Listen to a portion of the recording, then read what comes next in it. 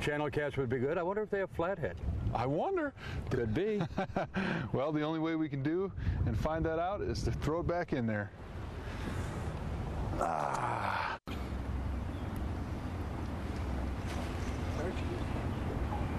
Mm-hmm.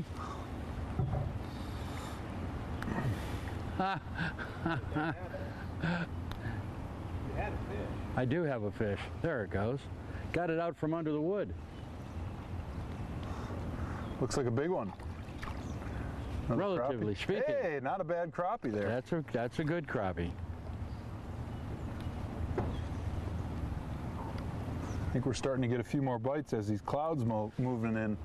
Yeah, I think that overcast is helping a lot. Yep. It's a good crappie. That's a good one. That's the ones we're looking for. Those are the big ones.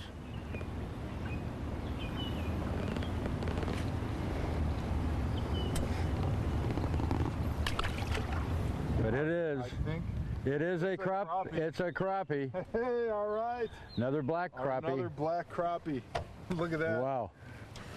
Well, we sure haven't got into any jumbo crappie today, but we sure have caught a few of them in several species. Well, we got a lot of species and a few crappies. Crappies was our game today. Well, we caught a lot of great fish today. Charles Mill Reservoir, we got crappie. You caught the bass. I caught the wiper. That's the hybrid striped bass, white bass. And we got bluegills. We got them all. We did a really great job out here today, and one of the great parts about this lake is the number of different species you can catch just throwing a jig out there. Well, you know, what we could have caught was a catfish. This lake is known for its catfish, and you're known as Catfish Joe back in another life long ago, so the catfish would have been nice. But, you know, there's good crappie, and that's really what we were targeting today, and we went after some traditional stuff. I thought we'd catch more crappie around the docks, but the natural stuff, the brush piles, the fallen logs going into the water, that really turned to be the best crappie spots that we just tested all day. And of course, we were using live bait. A lot of guys come around just jigging twister tail, small lures, that kind of thing for their crappies. So the live bait helped us a little bit. Yeah, I think so. And what I really like about this lake and the type of fishing we're doing is it's a great way to get kids involved in fishing. Such a big, comfortable pontoon boat like we had today, throwing live bait with bobbers. It's just a really easy and relaxing way to fish, and it's a great way to get kids and inexperienced fishermen that want to learn about fishing into the sport and had shown them some great action and showing them a good time.